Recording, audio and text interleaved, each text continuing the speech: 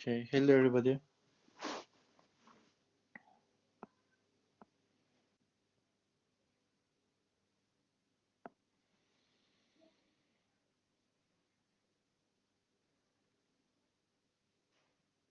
Today we continue the energy chapter.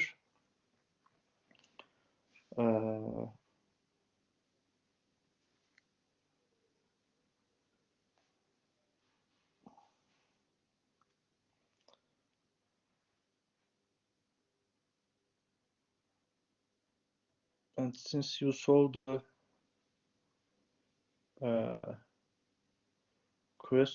homework question before this topic, you get extra mark, as I told you before. If you get full credit for this homework, you will earn extra credit, and the extra credit was added to your other activities, to other homework activities.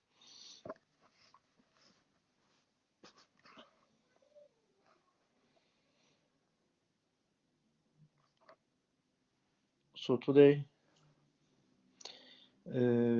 we talk about briefly potential energy and energy conservation, because the homework question was about this one, and you solved the question before this topic. So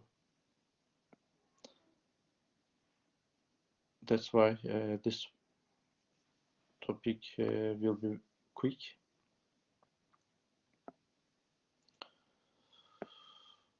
Okay, the gravitational potential energy can be written as mg times y. Y is vertical coordinate of particles, so how much above from the ground. And for the falling object, obviously the gravitational potential energy decreases, because the height from the ground is decreasing. And for the raising the object, since the height of the object is increasing, the gravitational energy, the gravitational potential energy is also increasing. So during the raise or lower, the object has also some velocity, and we can say that the kinetic energy is also there. So the total energy of the system is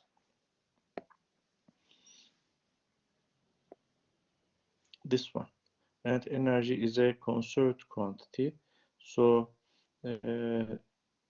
this equation is also called conservation of the mechanical energy.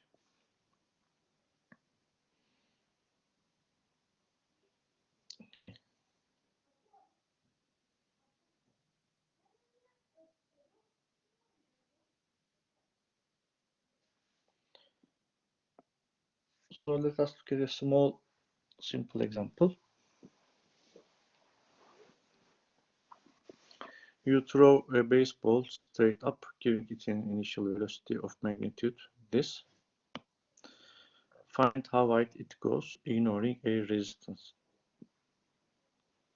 So it is very simple. In the beginning, it has some kinetic.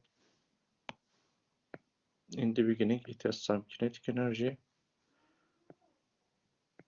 V at some point when V equals to 0, it has some potential energy, right?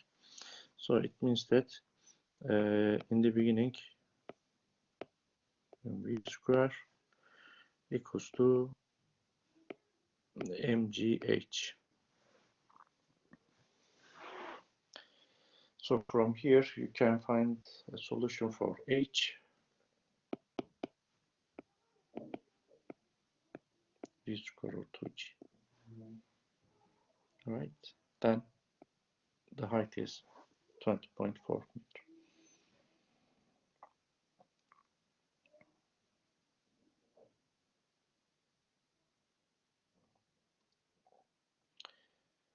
Okay, what about the other forces? For example,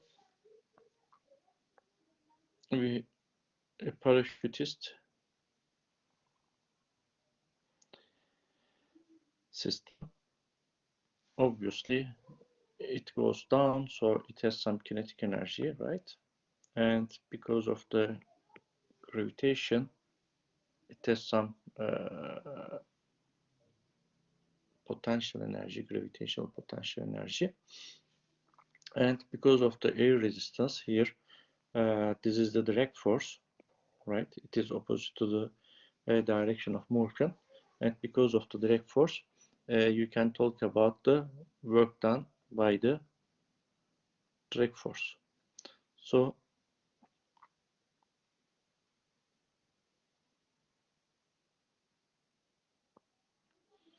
let's say when a displacement occurs, we can write that in the initial position, in initial case, the total energy is this one, and at the final case, we have just addition of kinetic and potential energies.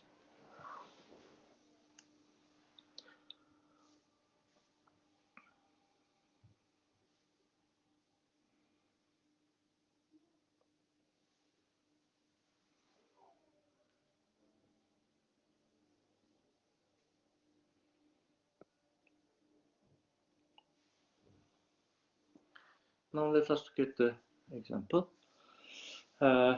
Suppose your hand moves upward by half meter while you are throwing the ball. The ball leaves your hand with an upward velocity 20 meters per second. Find the magnitude of the force that your hand exerts on the ball. B. Find the speed of the ball at point 15 meters above the point where it leaves your hand.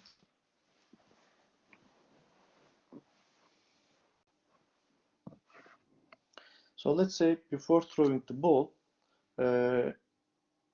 your hand is just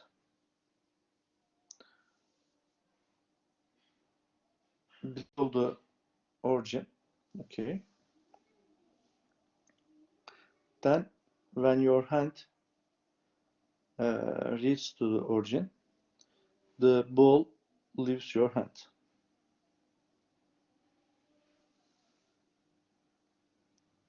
Okay. Now,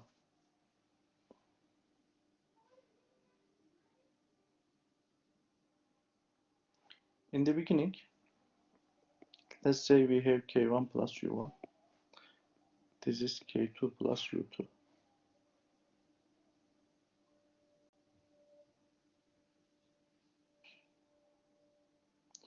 But also, since your hand applies some force to the ball, you have another work, another energy. Okay.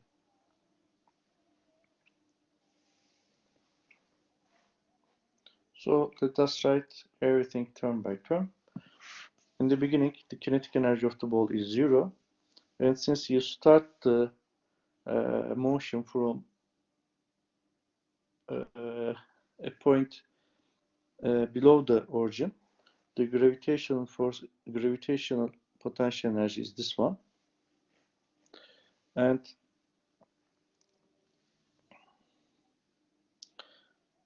when the ball leaves your hand, you are in the origin,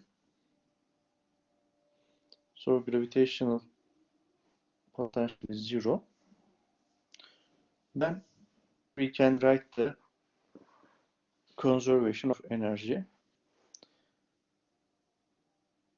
Kinetic energy of the ball, potential energy of the ball, and the energy or the work done on the ball by hand. Okay.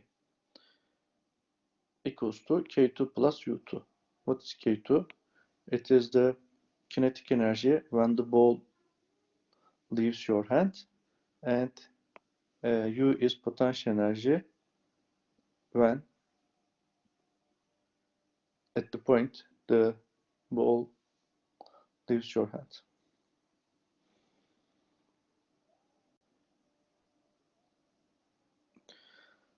So from there, you can calculate the work done by the hand. It is around 30 joule. And what about the force applied to ball? It is just, remember that, F times D. And when they parallel to each other, you can write that Ft when they parallel to each other. So from here, you can write that F equals to omega W over displacement, so which is this one.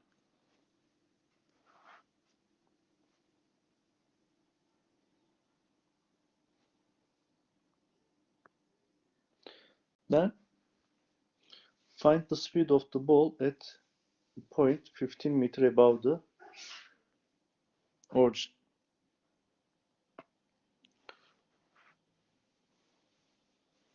So when the ball leaves your hand, you have K2 plus U2. And when you have 15 meter, you have some kinetic energy and potential energy. The question is about finding the kinetic energy. So K3 is K2 plus U2 minus U3. So you know K2 plus U2.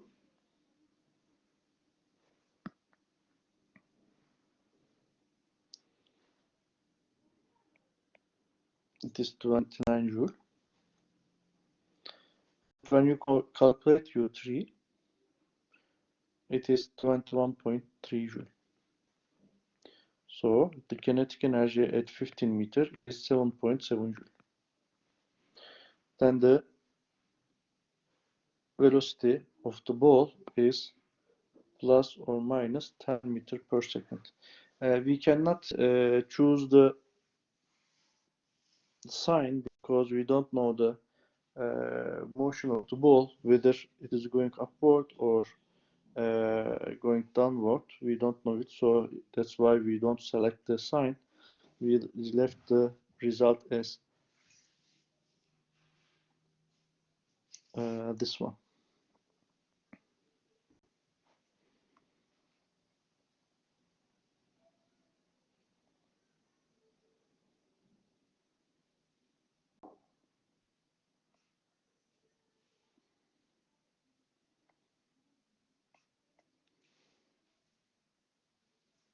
Okay. Let me solve another example. Your cousin Throckmorton skateboards from West the curved frictionless ramp. Okay. If we treat Trocky and his skateboard as a particle, okay, he moves through a quarter circle with radius 3 meters.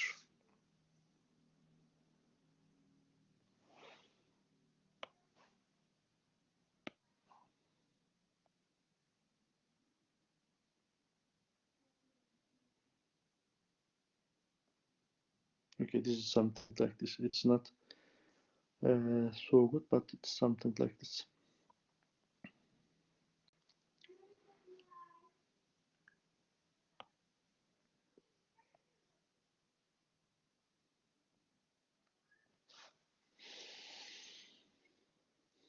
Okay, they have a mass 25 kilogram and radius is 3 meters.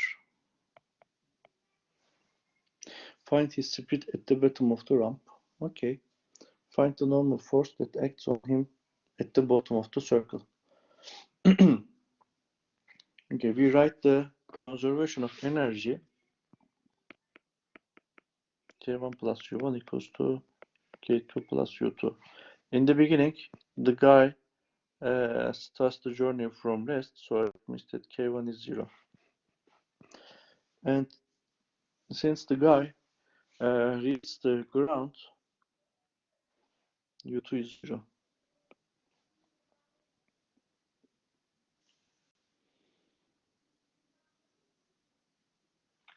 So U1 is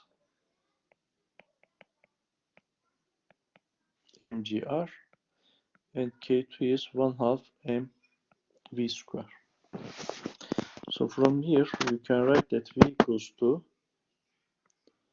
square root 2gr. When you write all the given quantities, you can find the velocity as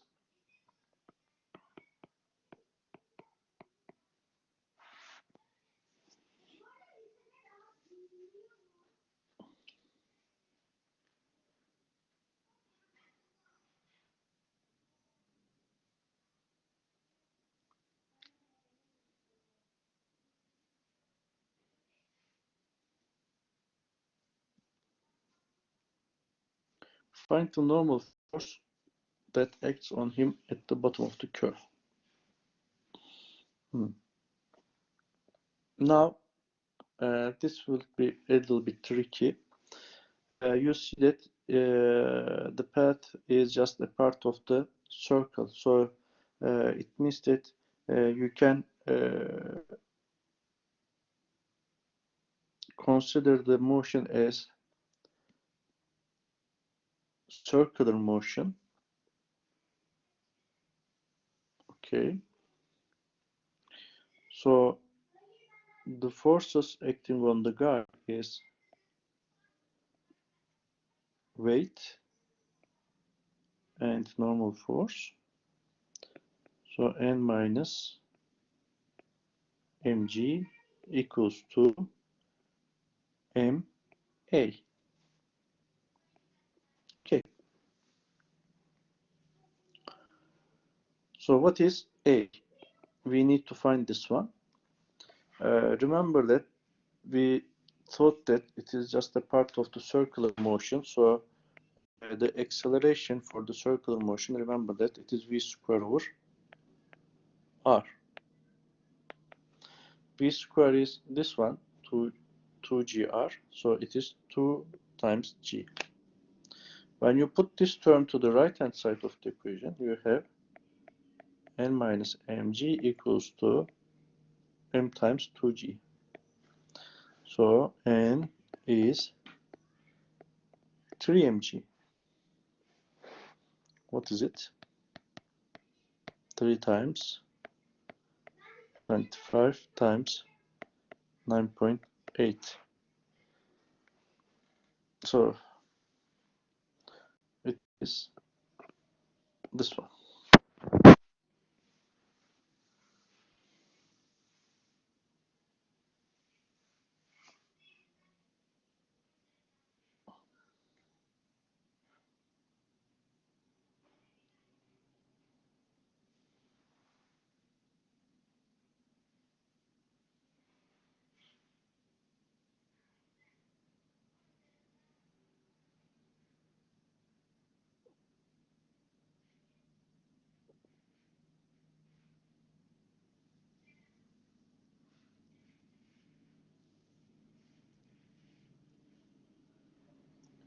Do you have any question?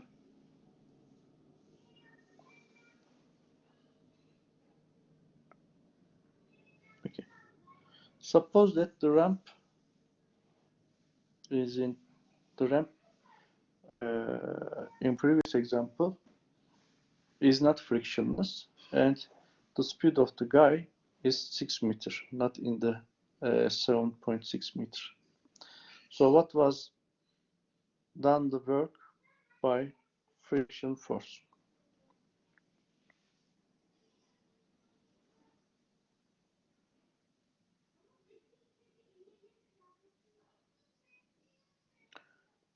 Okay. Now let us return this one. In the beginning, we have potential energy U. And in final, we have kinetic energy, right? There is no gravitational force. There is no height. And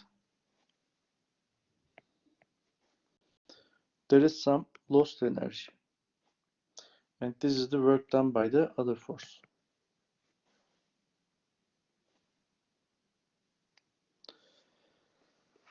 So, in the beginning,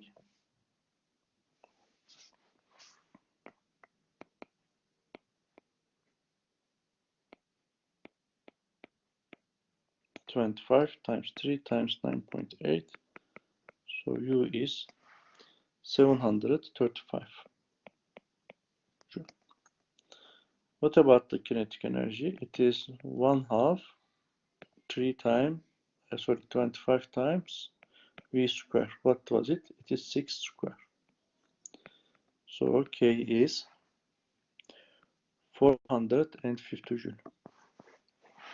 So what is the work done by the other force?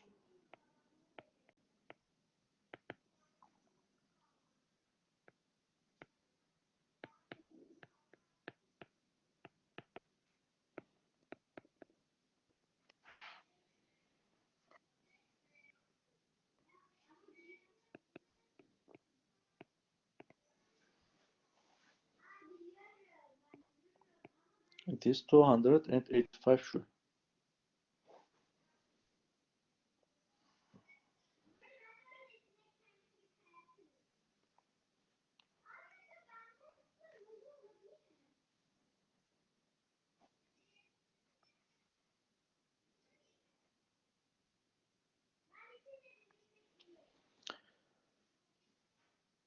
Now let us look at the other example, other part, sorry.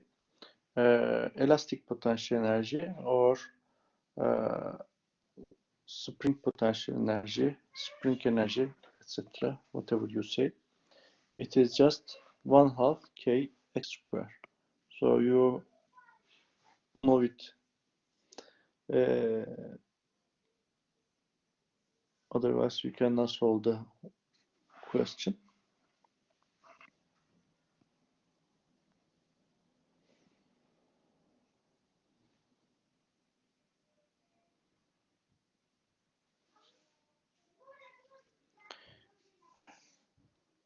As the spring stretch, it does negative work on the block, because when you pull the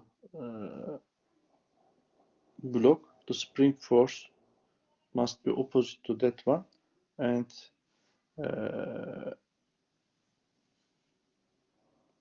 F is opposite to displacement, so the negative work is done. And when you release the object,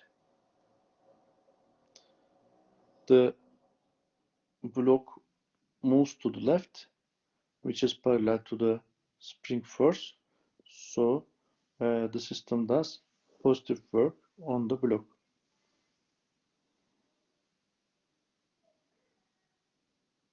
Okay.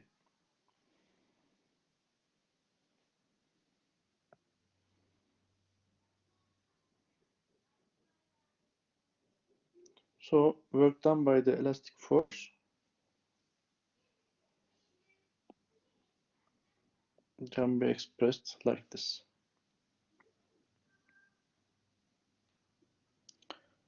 And again, we can use the conservation of energy, conservation of the mechanical energy. At this time, U is the elastic potential energy, not the gravitational energy.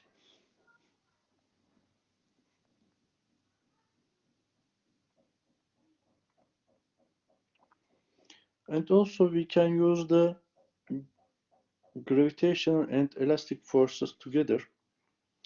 The simplest example is the trampoline, right? You jump over the trampoline, so it means that you have a gravitational force and elastic force.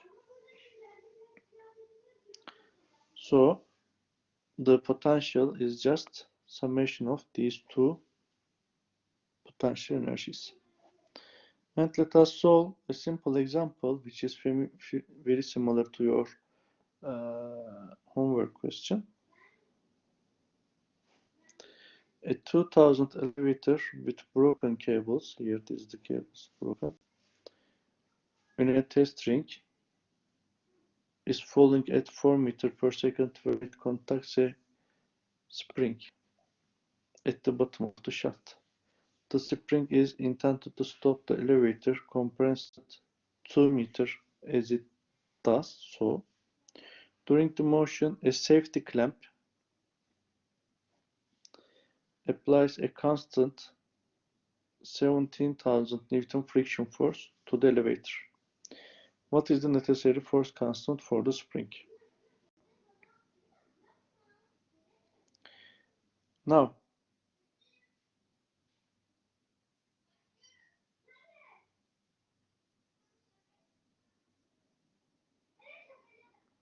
in the beginning, we have some kinetic energy, which is this one.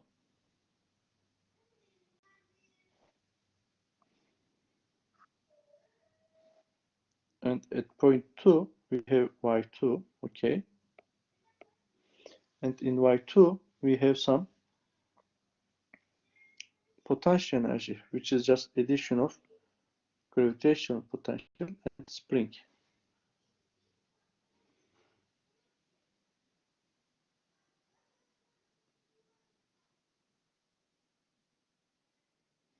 You know the gravitational potential, since it goes 2 meters more, so the gravitational potential is minus. Why we say minus? Because we choose that this is the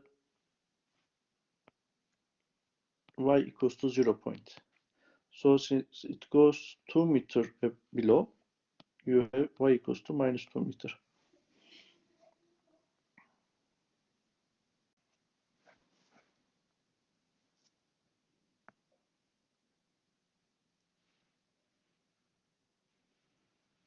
Then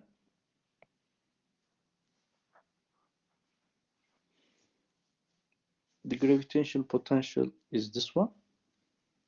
And what about the work done by the friction? Since it is lost energy, we have a minus sign because friction is directed to upward and displacement y is directed to downward. So they are opposite to each other. We have a minus sign.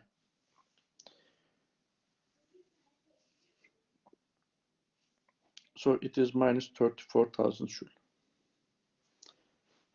Then we apply the conservation of energy. What is the conservation energy? K1 plus U1 plus other work equals to K2 plus U2.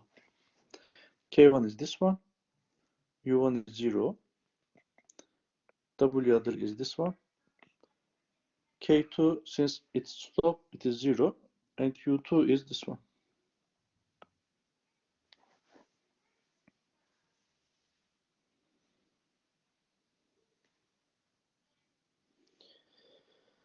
So, by writing all the given quantities in the equation, you can get the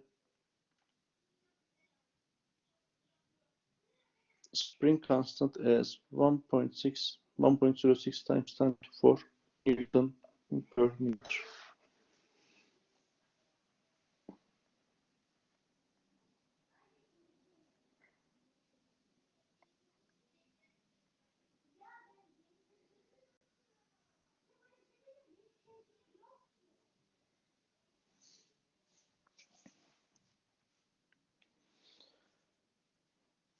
And from the conservation of energy, we can determine the type of the forces, basically we can determine two different type of force. These are conservative and non-conservative forces. A conservative force allows conversion between kinetic and potential energy. Okay. Remember that when you release the object with from a height, h, when it hits the ground, all the potential energy is converted to kinetic energy. So there's a conversion. Namely, we can say that gravity and spring force are conservative. And the work done between 2 points by any conservative force can be expressed in terms of a potential energy function. Remember that gravitational force is a potential energy. It is reversible. It is independent of path between 2 points. It is zero if the starting and end points are the same.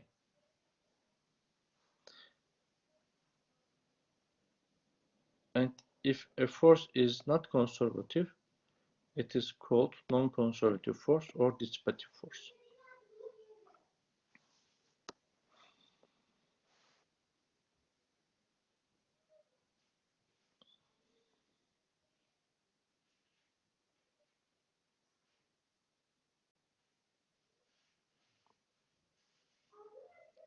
Okay. So in the conservative forces, the path is not important, only initial and final positions are important. And in fact, you already know this one in the expression of the gravitational potential energy.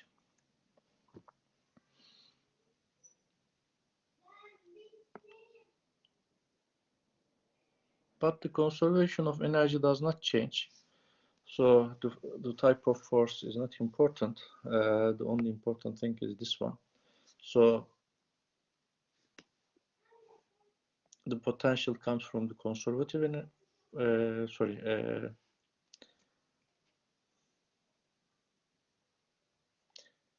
conservative force, and here this one may come from the non-conservative force, but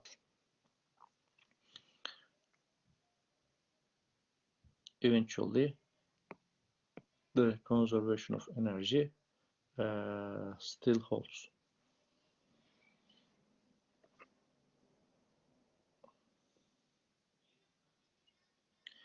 And we can talk about the relationship between force and the potential energy. What is the relation? If you have the potential energy function, by taking the derivative, it gives us the negative of the force.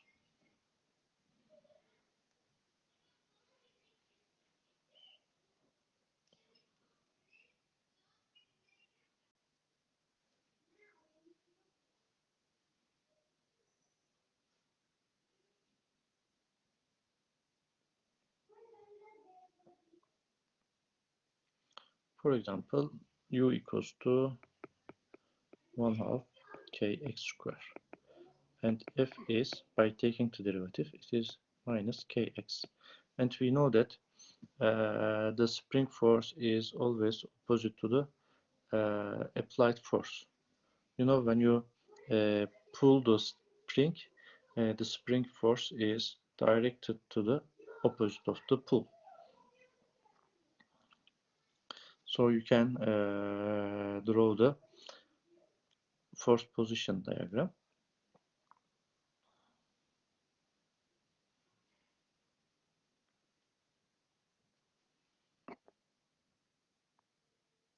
And if you want to generalize the result, you can express force and potential energy in 3 dimensions.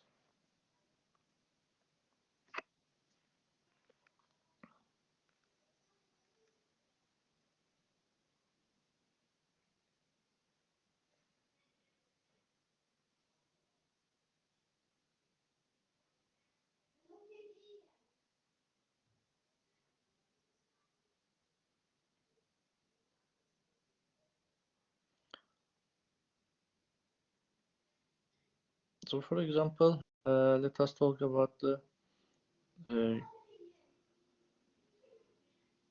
gravitational force. F equals to G M1 M2 over R square. So to get this one, what should be the potential energy between two massive objects? Gravitational potential. What should be to? It is G M1 M2 over R with a minus sign. Remember that derivative of 1 over R, 1 over R, derivative of the 1 over R, it is minus 1 over R square. But since F force is the positive, the potential energy term is a negative.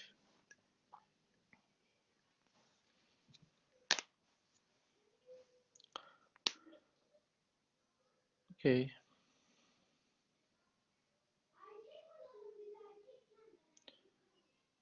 Well, it is okay until now.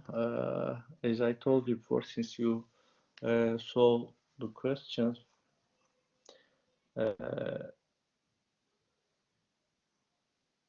you already have the knowledge about today's topic. I just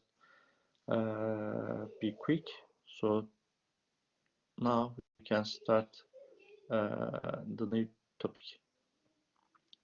If you don't have any question, do you have any question?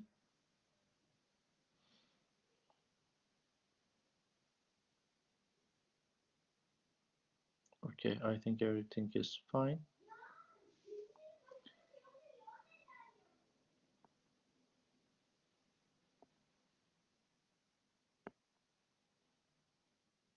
Now let us look at the momentum, impulse, and collisions. In fact, it's a long chapter. We will not finish it all.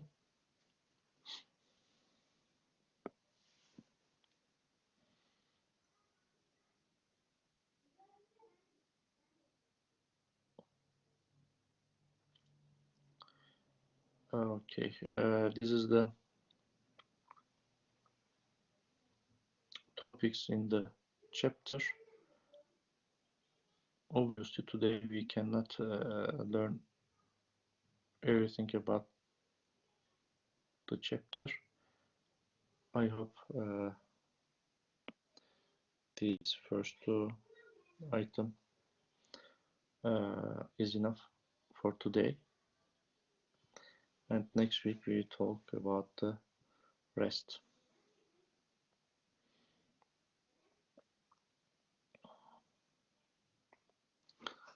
Okay, now by definition the momentum is written as m times v.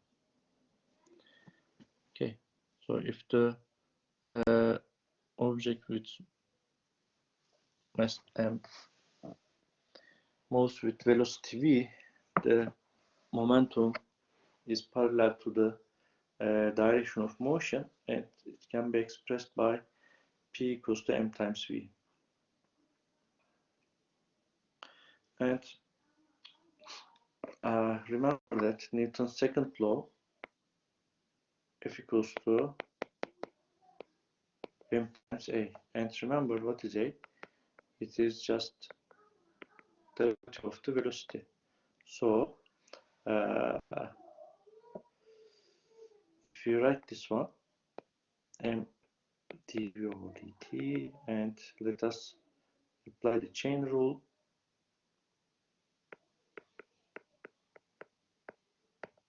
mv. So F equals to dp over dt. In fact, in historical achievement, when the Newton wrote his laws, he expressed the second law as this one, F equals to dp over dt. But in the Newton's age, the scientists didn't know that mass may vary with time. Today we know the simplest example is radioactivity. So Newton applied the chain rule, d over dt mv, dm over dt plus m times dv over dt. And since he didn't know the variation of mass with time, he thought that it is a constant value.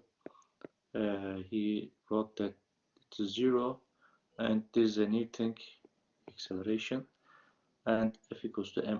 He concluded that result. But originally he started with this. So the more correct version is this one, in fact. Okay.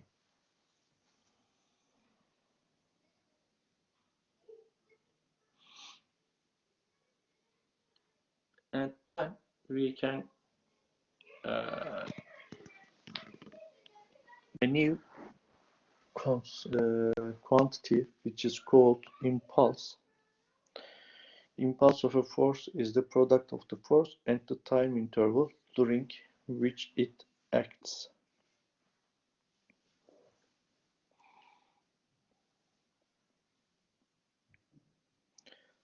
So the definition of the impulse is this one.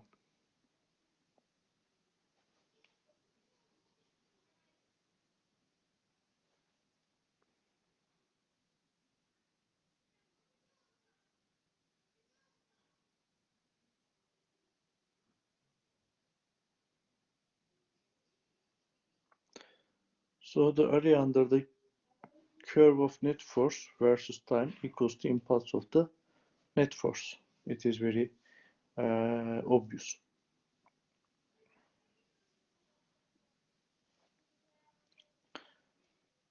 And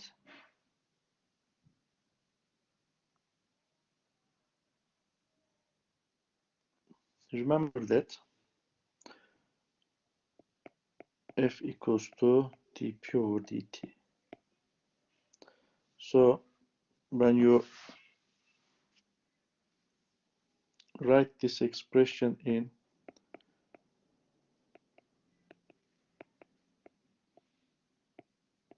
this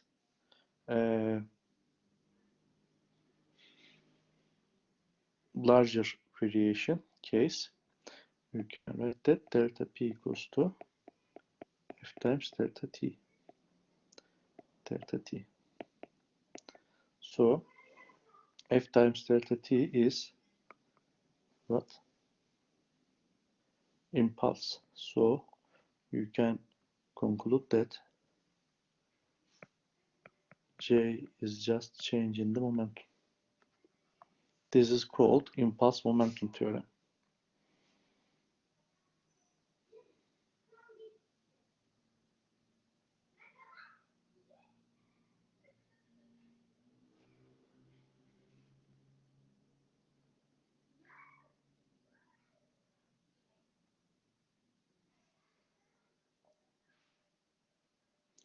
And also you can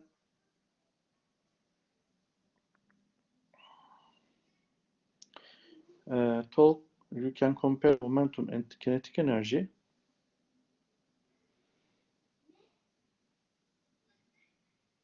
When you apply a force to object with some time interval, you can talk about momentum. And when you apply the force during some displacement, you can talk about the gained energy.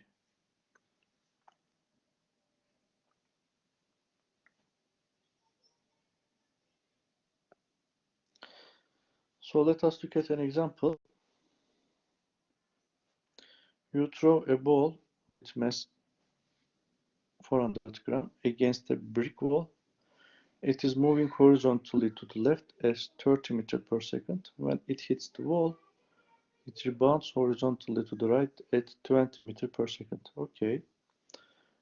Find the impulse of the net force on the ball during its collision with the wall.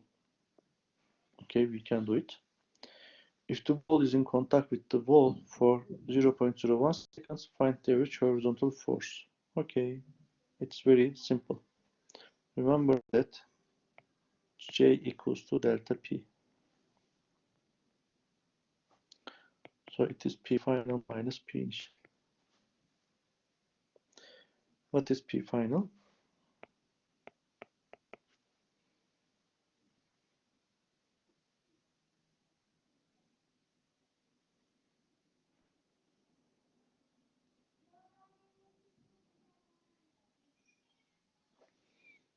It continues to write.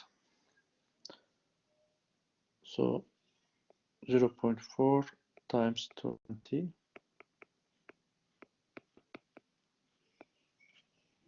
8 kilogram meter per second. What about the initial momentum? Since it goes to left, the velocity has a negative sign. So it is 0.4 times minus 30.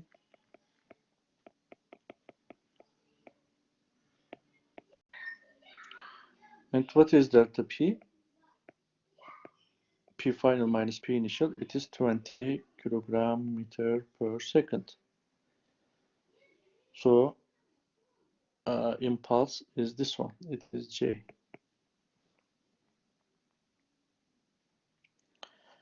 And what is the force?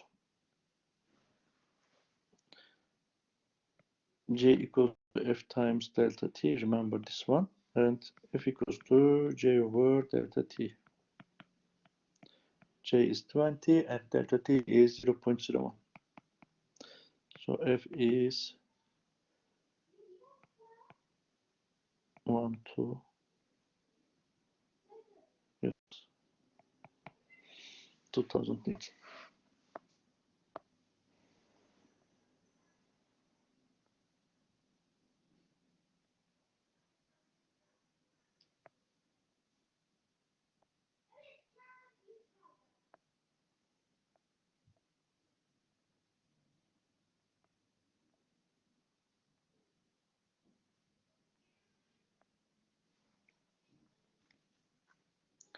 Now let us look at a more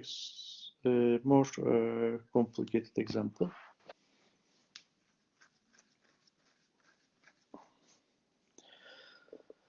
A soccer ball has mass of 0.4 kilogram. Initially, it is moving to the left at 20 meters per second. But then it's kicked. After the kick, it's moving at 45-degree upward, and so to right and to the right with speed 30 meters per second. Find the impulse of the net force and average net force. Okay.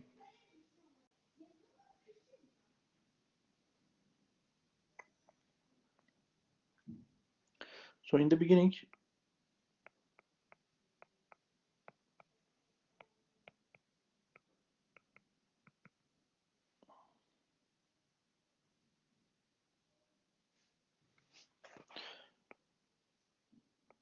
then after the hit,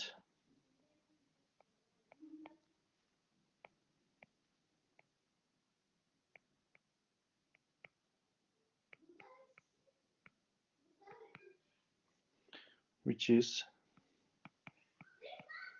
meter per second, right?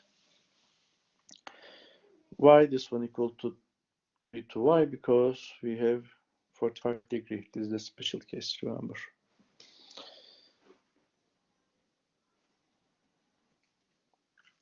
So the impulse in X direction is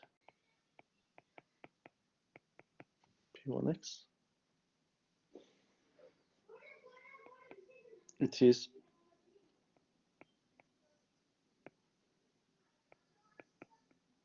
minus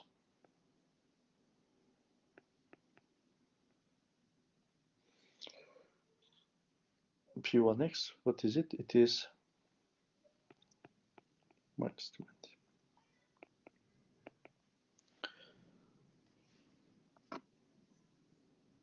So Jx is 16.5 kilogram meter per second, and impulse in y-axis is 8.5 kilogram per second. So what is the force acting on the ball? The x component of the force comes from jx over delta x, and y component is this one. And remember that we construct the vector in two different ways. One method is magnitude angle representation. This is the magnitude angle representation of force, or you can express it as unit vector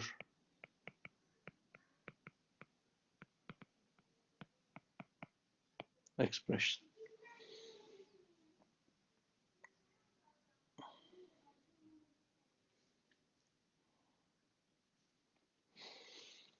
Okay, do you have any question?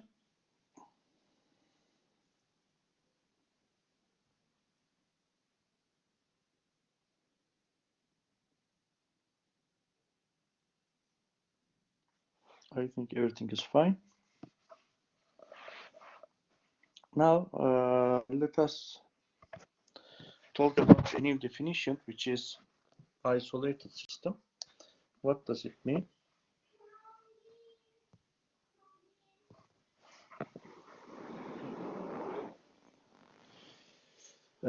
If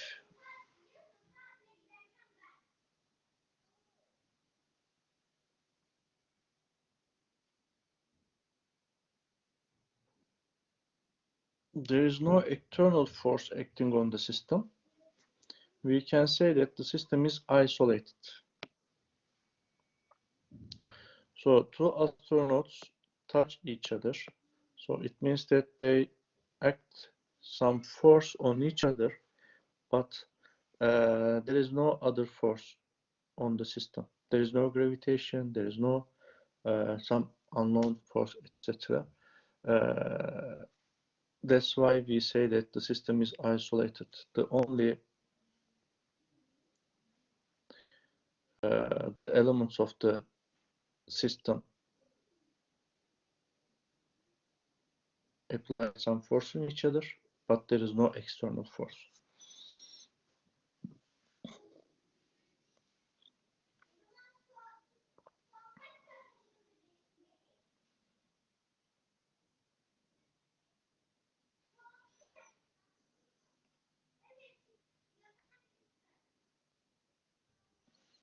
And if the net force acting on the system is zero, we can say that the momentum is conserved. Here, let us look at the skater case. They are on the ground, so it means that we can talk about the existence of the gravitational force, and because of that, we talk about the normal force.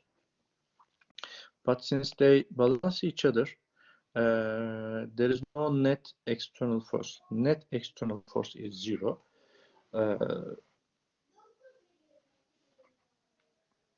So be careful for the isolated system, no external force. Okay, we didn't talk about the net external force. We just talked about the existence of the external force, and there is no external force. So the system is isolated. But this case, there are external forces, but that external force is zero. So we talk about the conservation of momentum.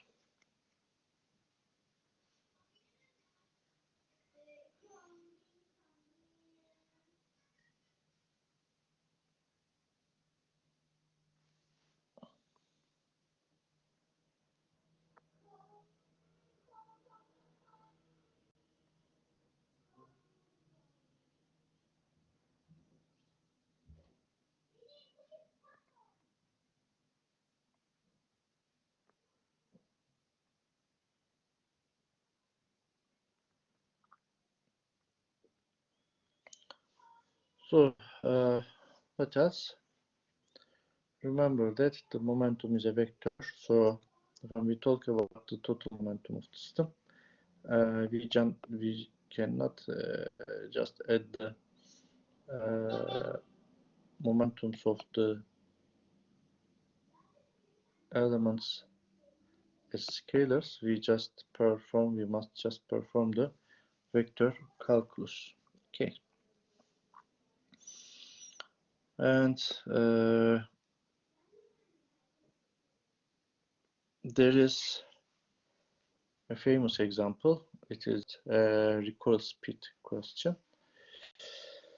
We have a rifle, and rifle is 3 kilogram, and it recoils freely. Okay. The bullet has 5 gram, and velocity of the bullet is 300 meters per second. What is the recoil speed of the rifle? So there is no external force, and there is no net external force also.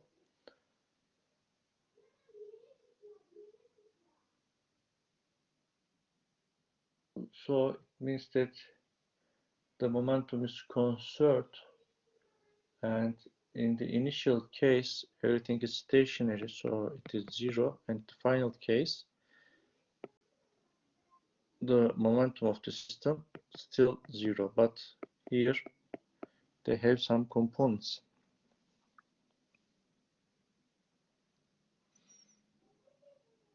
So momentum of rifle and momentum of the bullet.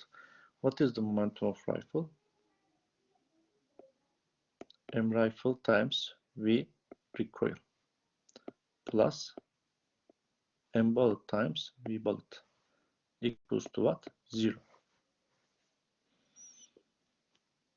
So from that one we can write that V rifle is just minus M bullet, M rifle, V bullet.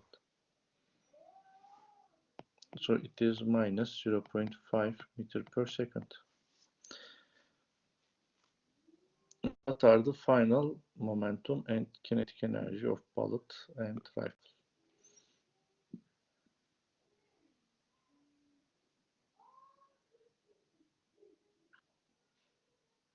M bullet is 5 gram.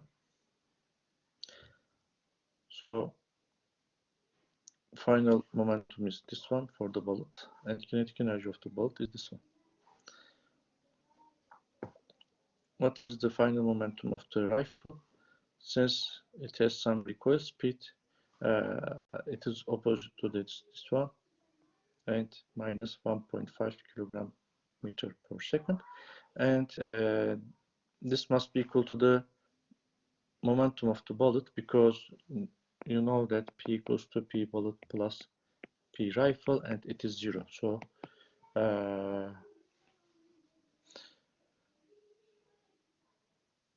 if you get a different value, you cannot hold this rule, and you made a mistake. This is a checking point. And what about the kinetic energy of the rifle? It is just this one.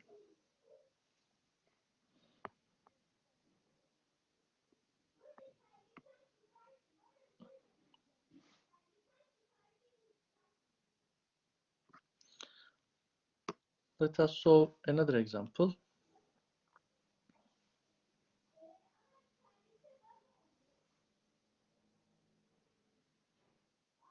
Two gliders with different masses move toward each other on a frictionless air track.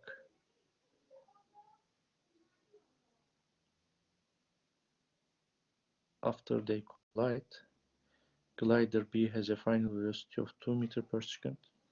What is the final velocity of glider? Okay. Now the momentum is conserved. There is no external force.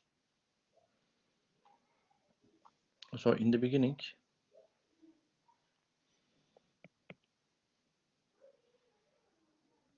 (0.5 times 2 plus 0.3 times minus 2. Okay. So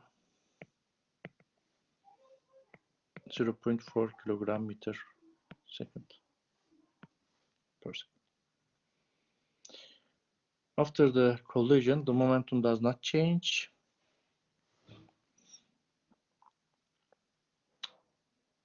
the momentum PV is 0.3 times 2 and PA is MA, which is 0.5 times VA. So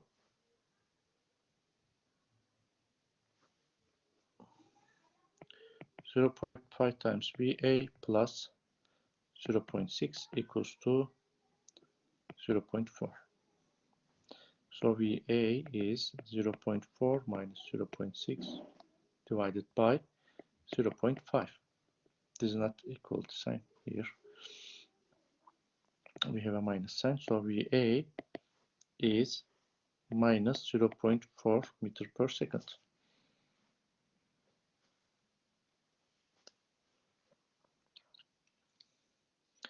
How do the change in momentum and in velocity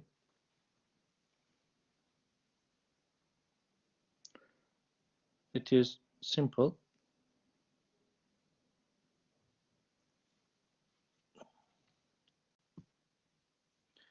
The change in velocity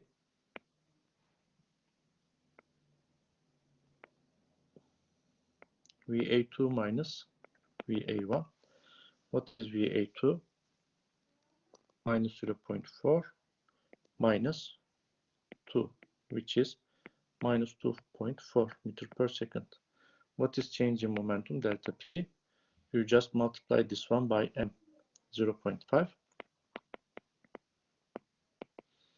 So it is minus 1.2 kilogram meter per second.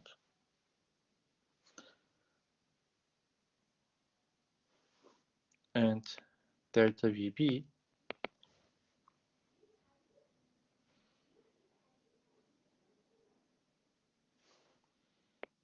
minus 2, which is 4 meter per second, and delta P is 0.3 times 4, which is 1.2 kilogram meter per second.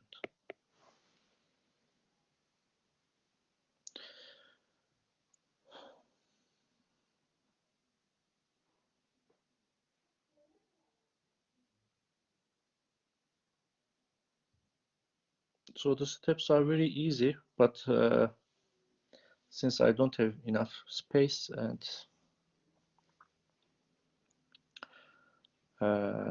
badness of my handwriting makes it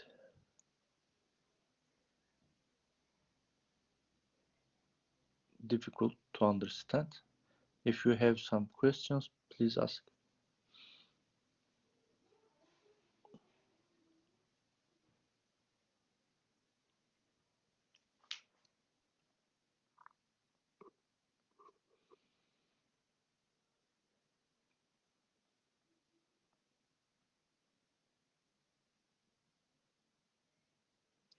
Okay. If you understand from this example, the next title is collision. We will talk about the type of collisions: elastic collision, inelastic collision, complete inelastic collision, etc. And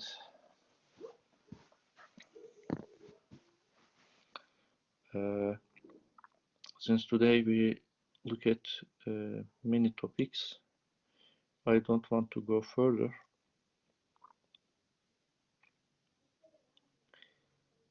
So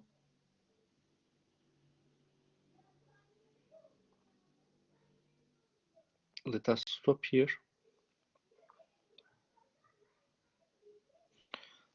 Then next week we talk about the collisions, and if we have some time, we talk about the we start with the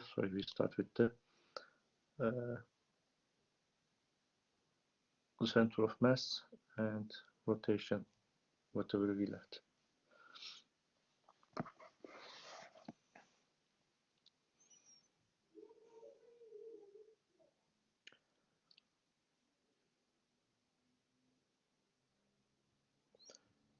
Okay, if you don't have any question, let us stop here. Have a nice day.